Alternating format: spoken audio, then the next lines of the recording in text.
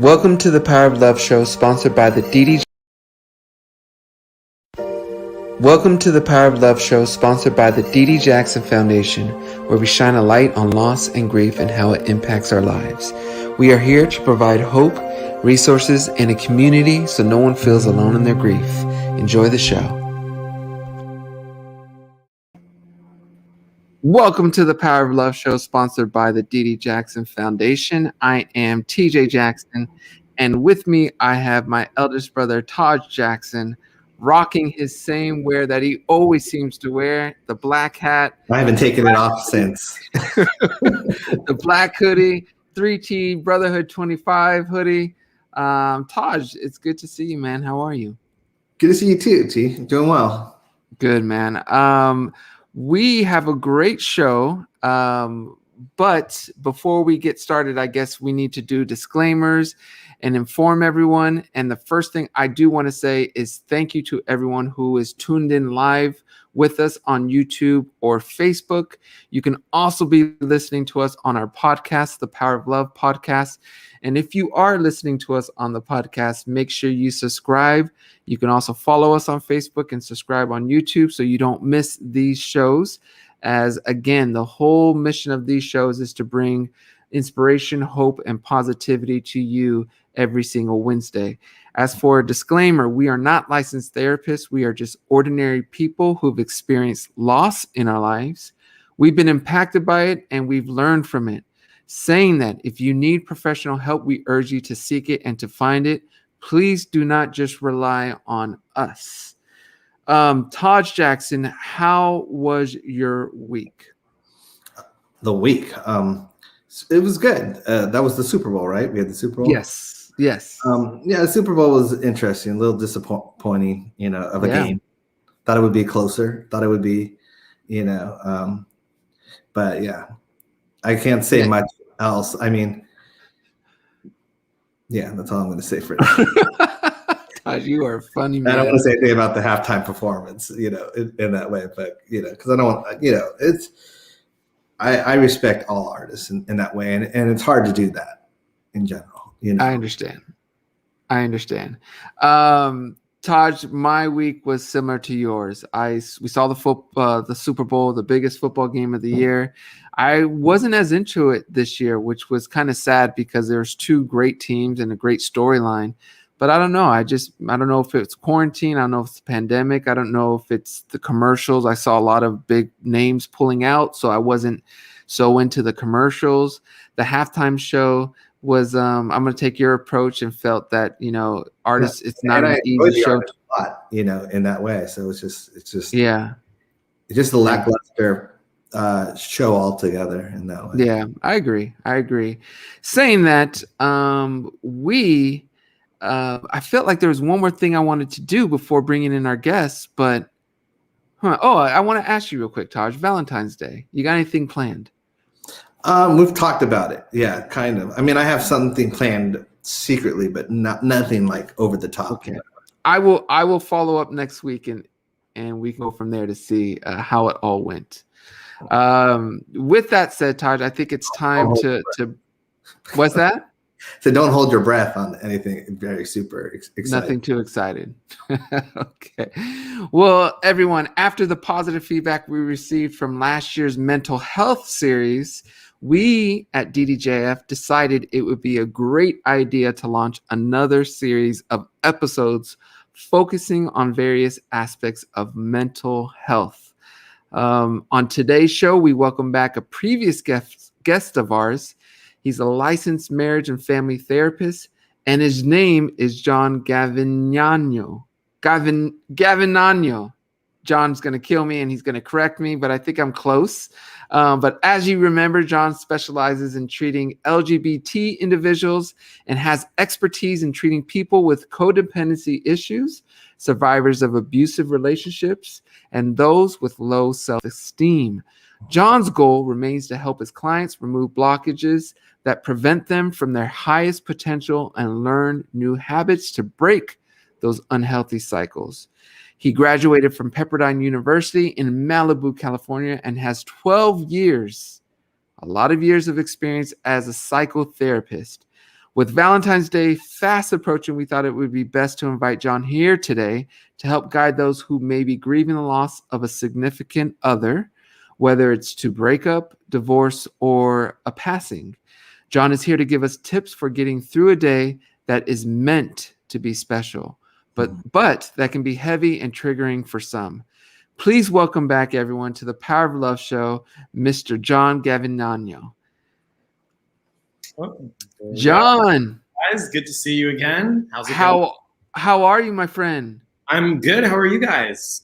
We are excellent, and we want to thank you for joining us and kicking off our second mental health episode series, where we discuss mental health. As we know, this pandemic seems to have brought a high level of mental health issues for many around the world. Even myself, haven't felt as mentally positive and stable as usual.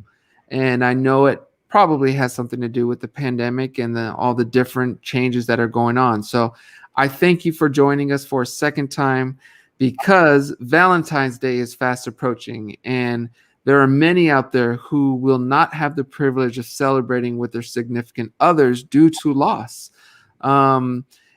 What advice? So my first question to you, John, is what advice would you give to people who are grieving, whether it's a divorce or a breakup? We'll start with there.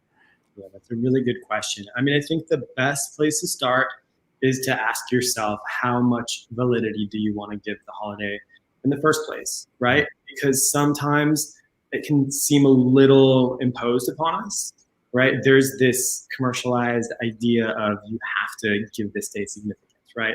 Some people almost only give it significance because they feel like they need to, or they're in a relationship and there's certain expectations they need to fulfill.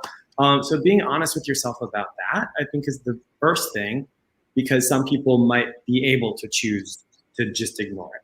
Now, that being said, if you can't, for understandable reasons, and a lot of people are going to be really triggered by it, then that's another story. And in that case, I would say the best thing to do is try to honor what you're really feeling. I mean, if you're really sad and you really miss somebody, maybe the best way to remember someone if they've passed might be to have some type of ritual, whatever helps you feel connected with that person, whether that's, visiting a place that you guys used to go to together, rehashing some of those memories that you had together to kind of honor what you did have with them. That would be one way to go about it. Obviously, that's for someone who has maybe lost a partner.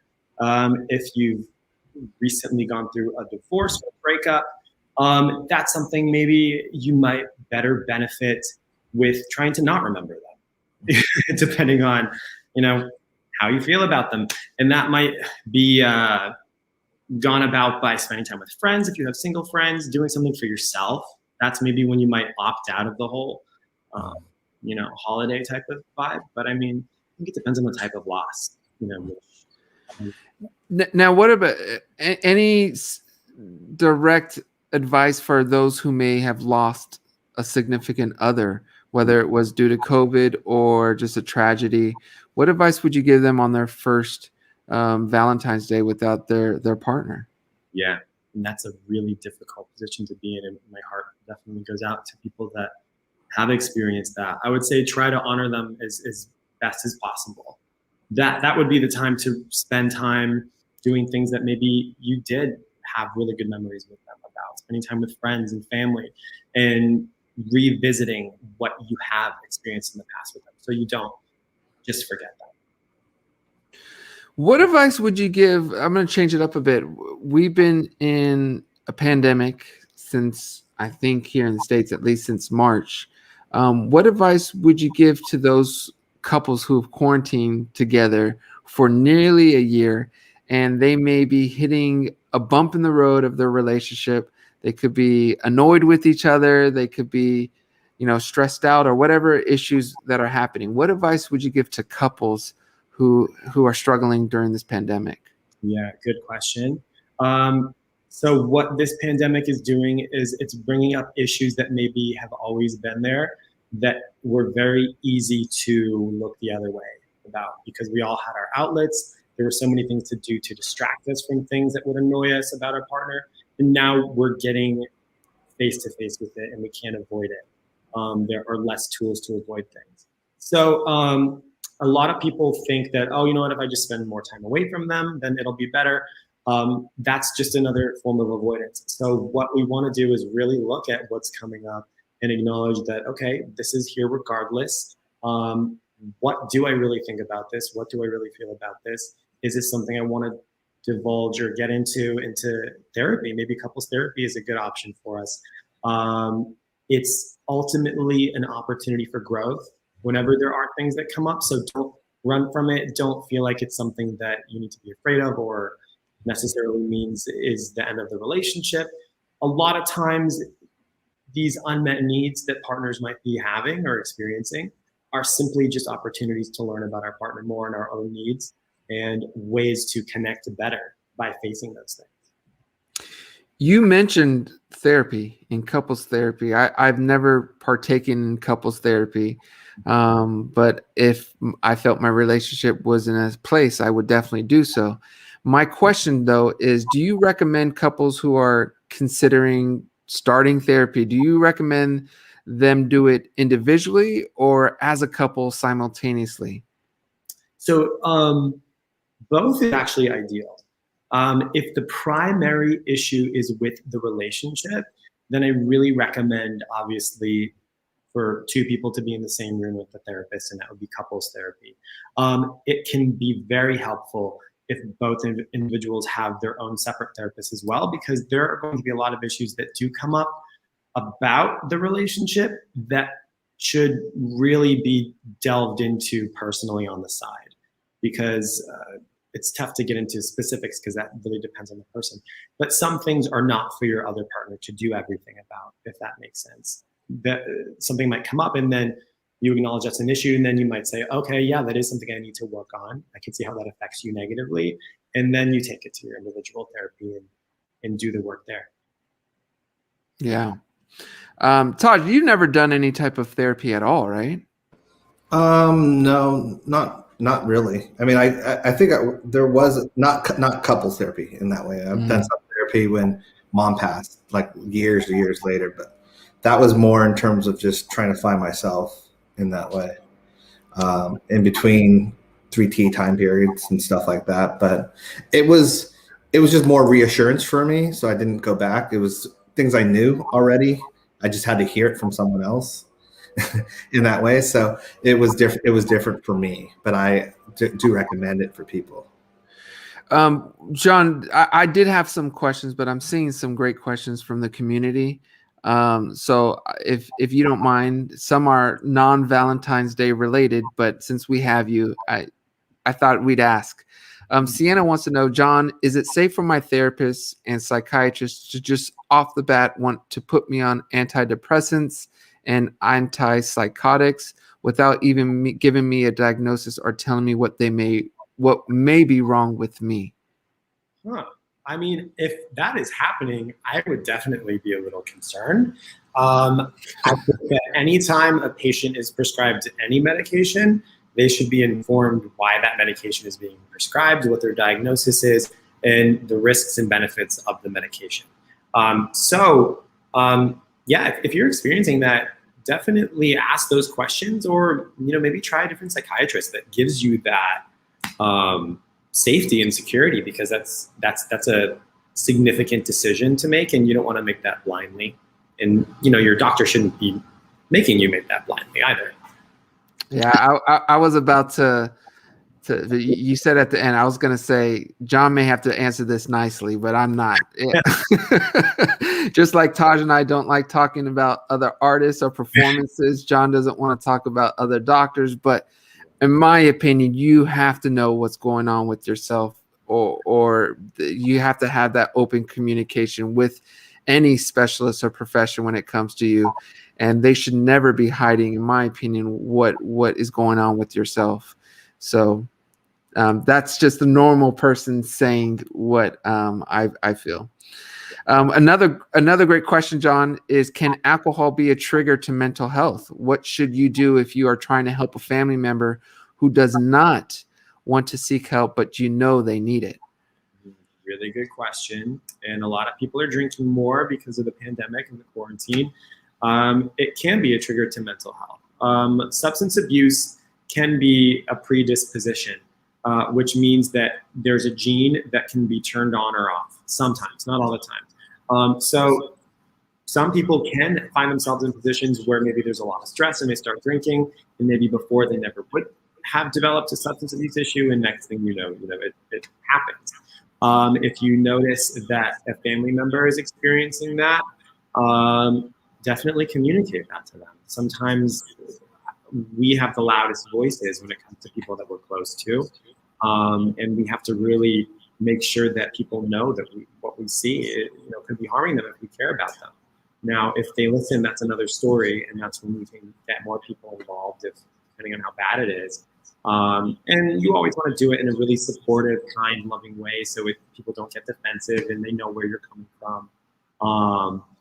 The how, I would say, is almost more important than what you're saying, because you don't want people to shut down and feel like they can't tell you what they're going through. Yeah.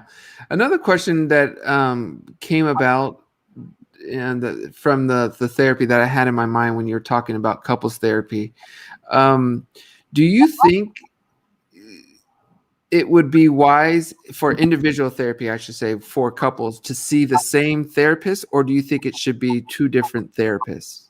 That's a really good question, and that comes up a lot. So two people in one relationship should see one therapist for the relationship, and they should see different therapists for their individual therapy. And there's a few reasons for that, which may or may not seem pretty easy to understand on the surface, but it's basically because there can be a conflict of interest if the same person is seeing both, and if one therapist is seeing all three, the relationship and the two individuals, then there can be a lot of overlapping and something called splitting, where someone tells one person one thing and someone tells something the other thing, and there's a lot of opportunities for information to be misrepresented, and you really want someone that has the priority to be just your relationship. So there's not this, I'm going to go somewhere else and say something and then say something else in here, and it just makes things confusing. Yeah. Sophia has a question, John. What would you do if you are worried about a friend or a relative? I would want to know, in what regard, but if you're just worried in general, if they need mental health help, then I would have to talk with them about it. I mean, these days it's becoming more normalized to casually talk about therapy. I don't think that should feel like a huge, big conversation. It should be a casual thing, right? If you notice someone might need therapy, I mean, people should throw that around like, oh yeah, like I have a really great person that does X, Y, and Z. I know a really great therapist. You should try them. They've helped me with this, and you'd probably benefit from that too. So yeah, no shame in talking about that at all. Yeah, it's great. What is the best advice you can give to a couple struggling with communication, knowing that, communication is key to a relationship and trust? What advice would you give to a couple or someone who's struggling getting that communication line going? Yeah, good question. The first thing I would want to know is what's causing the breakdown in communication. There can be a number of different reasons. One of the most common reasons is when I do communicate my thoughts and feelings, my partner doesn't listen. They judge me. There could be so many reasons, but those are the common ones that I hear the most. So to further expound on that, I would say if either of those are the issues, then you want to, in therapy, talk about, when I said this, I felt judged. It made me not want to open up more, because if you feel judged, you're not going to want to open up as much. Once you open up and you feel judged, then it's like this cycle, right? And you have to just start mind reading and guessing what your partner's thinking. So that would be one thing, is being honest with yourself about why you're not communicating, so you can go from there. Yeah, I had a question, Lassa, but I do want to make this statement to everyone who's watching or listening. I really appreciate and respect you guys being open and honest about your situation. It's commendable, and to me, I think I've said this before in a prior show, it's a sign of strength and control, which is beautiful. And so for everyone commenting or asking questions with personal issues, I respect you all very much and commend you. Caitlin wants to know, what are some questions we should ask a therapist in the first session when trying to see if the match is a good fit? Yeah, I would say ask them what their theoretical orientation is, because everyone has a different approach. There's psychodynamic, which is the more classic Freudian approach to therapy, things that happened in your childhood and how that affects how you interact with the world today. There's cognitive behavioral therapy, which is more based on your thoughts, feelings, and actions. It's a little more short-term, a little more direct. It doesn't go into your past as much, although sometimes it can. There's DBT, there's dialectical behavior therapy, works a lot more with mindfulness, and it's very direct, gives you specific tools on what to do when you're having strong emotions. So figure out what approach they take, because everyone responds to a different approach in a different way. And also, I've noticed people have a very specific idea in their head of what they think therapy will be. And oftentimes it's a certain approach that might be different from the approach that the therapist they chose is working with. So figuring that out. Great. Yeah. Alicia asks, what would you tell someone who is afraid of therapy because they are afraid to open up Pandora's box? Yeah, really good question. The more that we face things that are scary or difficult to face, those are the best opportunities for growth and to reveal the most light, really, within us. I mean, those darkest places, when we shed light on them, that's when we really grow, psychologically, spiritually. So it can be daunting at first, and it can seem scarier than it is. But it's a safe environment. There's no judgment. And sometimes it can be very freeing to open up about things that you thought you couldn't, and be contained is what we call it, by someone who can guide you through what your experience is. So, but it can be scary. Brandy asks, how does mental health get started? And I'm going to, I guess, kind of add to that. What would you recommend us do to strengthen our mental health and to try to keep it healthy so it doesn't snowball into something where we need help? Yeah, good question. I would say the first step starts with brutal honesty about yourself and awareness. I'm noticing myself getting more anxious. I'm noticing myself getting more irritable, because I think that it's very easy for people to brush their own feelings under the rug and suppress them and say, oh, I'm fine. Acknowledging what you're really going through to you. And then from there, you can start to ask yourself, why? And is it because I'm not having an outlet as much as I used to before COVID? Is it because I'm not able to exercise as much? Is it because I feel like there's more pressure to find work, etc.? And going into the why you're feeling that way, and also seeking support too, talking to other people about it, whether that's through therapy or through friends and family, because sometimes feeling alone about that can be so much worse. I have a question, John. In terms of, is it one of those things that, like, are you the last, because I'm not as familiar with mental health, I mean, in terms of, are you sometimes the last to know that you need help, or is it something that you can recognize it inside yourself in that way? Yeah, that's a good question. I think it depends on the situation. Sometimes you can be last to know, but not always.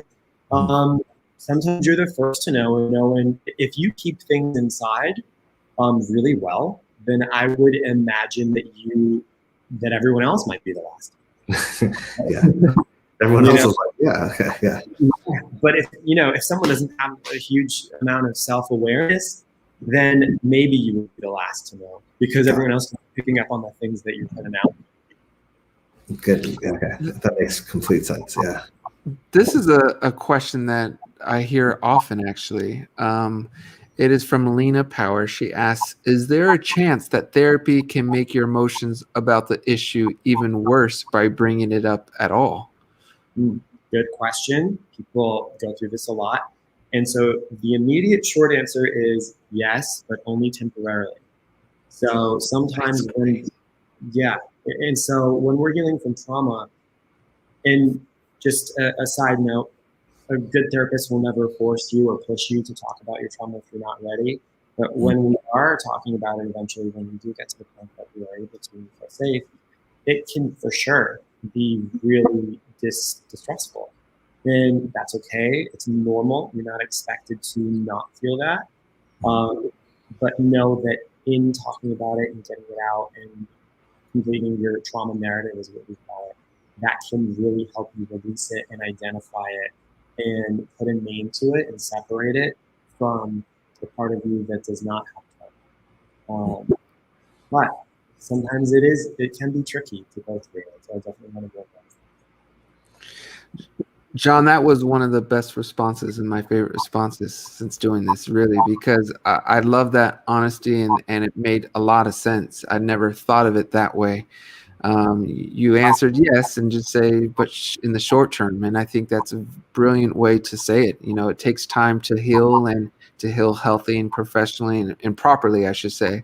So I applaud that response and think it's going to help a lot. So thank you. L wants to know how to deal with someone who's a narcissist and if they're possibly going through postpartum depression all at the same time.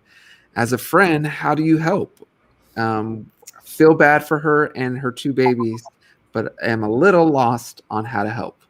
Yeah, that is a very difficult situation to be in. And I'm not quite sure if she's talking about her friend is a narcissist or if her friend is with someone who's a narcissist.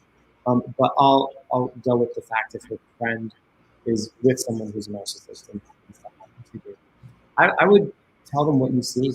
Narcissists are kind of notorious for not really seeking treatment. It's a subset of diagnoses that does not usually come to therapy on their own. If they do, it's when there's a huge crisis, and then they bolt as soon as the crisis is resolved.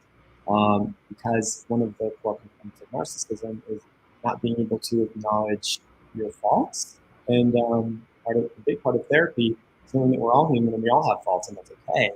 But that's not a huge trait. So dealing with them, the best bet is more dealing with your own boundaries, is not letting them in, recognizing what they're doing, recognizing your own self-worth, not allowing them to take that from you, keeping a safe distance from them. There's not much you can expect for them to go through that. So it's going to be about protecting yourself.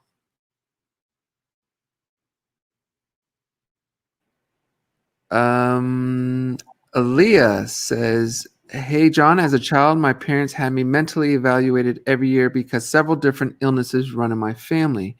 Should I get my little ones evaluated as well? Yeah, good question. It doesn't hurt, right? Kind of like I mentioned before, there are predispositions, and some of them are genetic, and they can be turned on or off depending on environmental stressors. And I mean, I think these days, there might even be genetic tests to determine that, which is, technically that's out of my personal scope, but I know that exists out there. So, and a lot of these things they're tough to really see when people are young. So you could get them evaluated.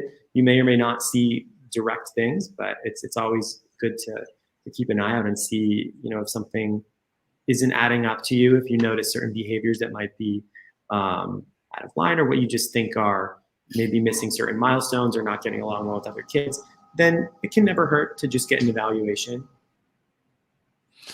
Vanessa, John, wants to know, what would you say to someone who's beginning to worry about their mental health and tries to improve it, but their own family unconsciously affects them instead of helping?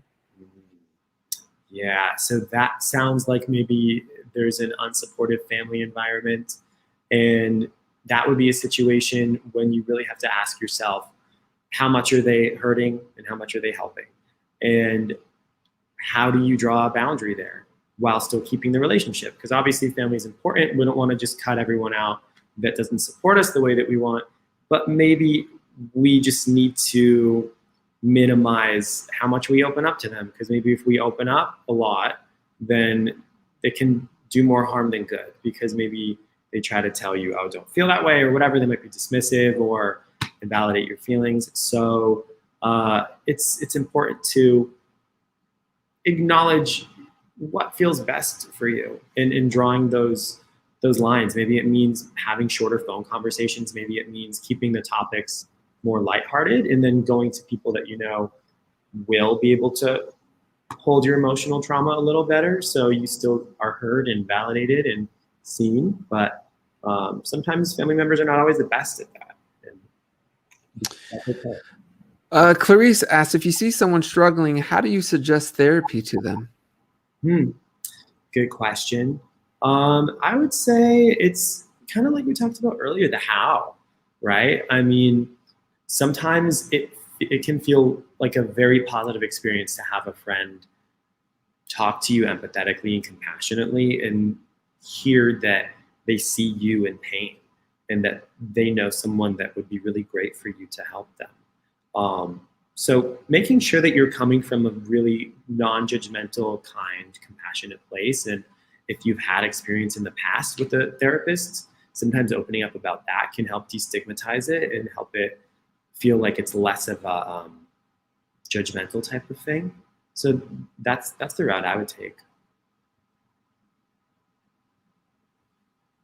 This is a great question from Angie. What causes mental illnesses? That is a really good question. It can be a lot of different things. So there's genetic predispositions. There can be long periods of prolonged trauma or abuse that can cause certain diagnoses.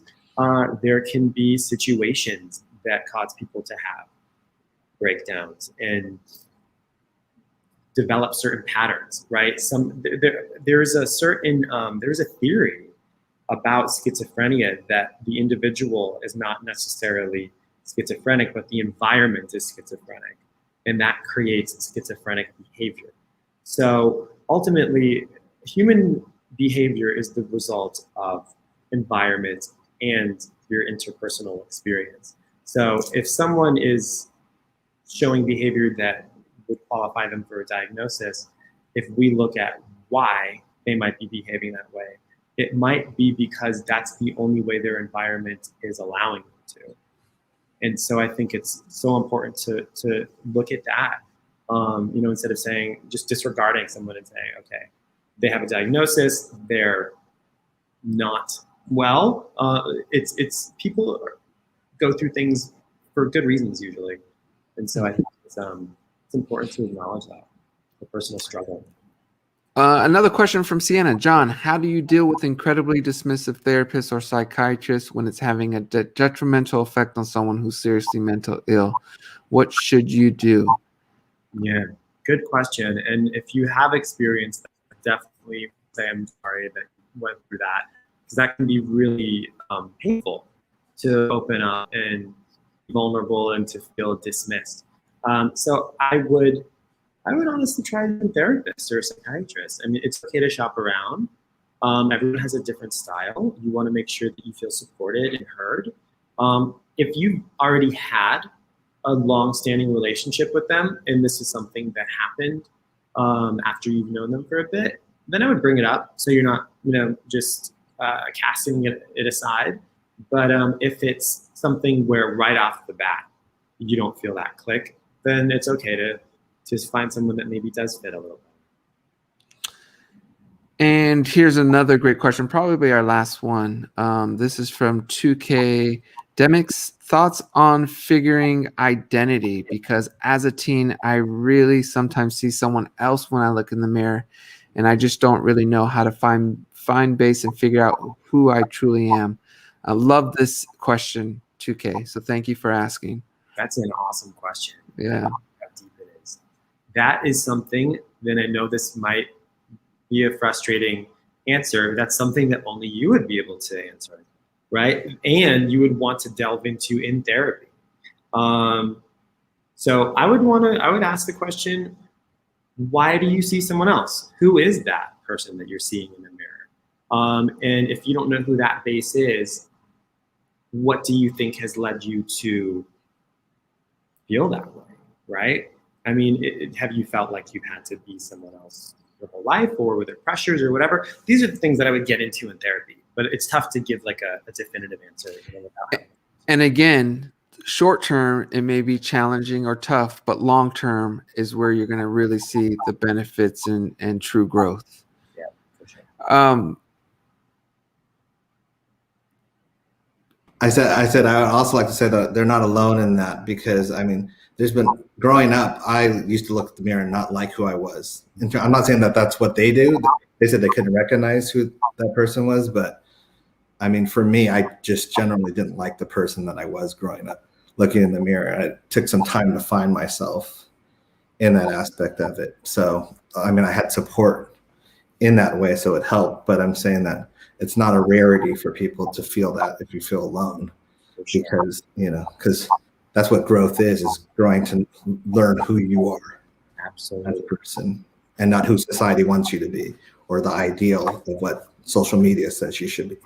So true. So true. There's so many good questions. Ale comes back with another great one. As someone who wants to urgently have their loved one go to therapy, but they don't want to or think they don't need to, if I myself go to somewhat set the example, do you see that as being effective? I think that's a really great way of going about it. In psychology, we call that modeling.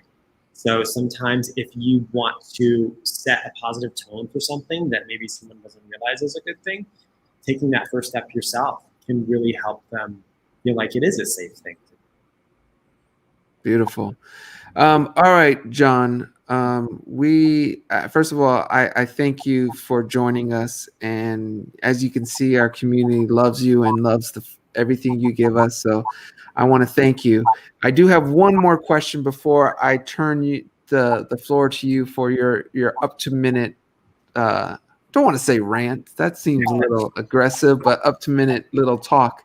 I want to know if there's any exercise we could do at home. With our significant others, since Valentine's Day is coming around the corner, to better understand them and have them better understand us. Is there any simple things you would recommend for couples to do who may need some type of help? Yep. So there is something called love maps that was developed by these two psychologists. They're a couple that has dedicated their whole life to researching happiness in couples. And a love map is basically figuring out every nook and cranny of your significant other's psyche, right? Their likes, dislikes, fears, hopes, dreams. And a lot of these things you probably already know, but it can be a really fun exercise to write them down and show your partner what these things are. And it can be this incredible experience where the other person is like, wow, I didn't know you knew that about me. And it's like, yeah, I remember you told me this or whatever. And the key there is to make sure that, we don't judge our partner about things and get too serious about it. It's supposed to be a really fun experience, and it can be really revealing about how much we really do know about our partner, and we can learn about them too. Love it. Love it. Okay. So, John, I do want to also, before we even get to the minute, I know I just said that, but I want to let everyone know who's watching, you can reach John by going to www.pcpasf.com. He does do virtual sessions. And anything else we should know about you, Mr. John, before regarding, I guess, what you offer or anything you do before we turn the floor to you? No, you did a really good job covering everything. So. Okay, cool. So with that said, here we go. Up to a minute, Mr. John, whatever you want to talk about. Could be your favorite music, your sufferings from the Super Bowl, if there are any. Right. Yeah, I mean, honestly, I just want to let everyone know, whatever you're going through out there, whether it's melancholy from Valentine's Day, a recent divorce or breakup, or even losing a loved one, there's always support out there for you. And if it's through friends or family or therapists, just know that you're not alone, and it is okay to reach out, and there are people out there that are there for you. Well, John, on behalf of my brother Taj and our DDJF board, as well as the community who watches or listens to us weekly, we want to thank you for joining us and helping us through this difficult and challenging time. Taj, is there anything else I missed before we sign off for the day? Not that I can think of. I was just kind of, no, there isn't. I think it's such an important topic just in general, what's going on. So thank you, John, for coming back. Thank you guys so much for having me. Yeah, the mental health is something that I think is becoming more and more talked about, which is a beautiful thing, but we still have some ways to go. Your mental health is very important, everyone. So if you are struggling, please seek to find it, find help, and don't be ashamed, don't be afraid. And again, I want to commend everyone who asked a question or made a comment. Sorry I didn't get to them all. But I just want to thank you guys for being open, honest, and I truly believe that's the first step of and sign of strength is being honest and real with yourself and not being ashamed of it. So I want to thank you guys all again. Thank you, John. Gavegnano. Yeah, Gavegnano. That was good. Okay. All right. Everyone, we will see you next Wednesday at 1 p.m. Thank you so much for joining us today on the Power of Love show. Take care and have a great rest of your week.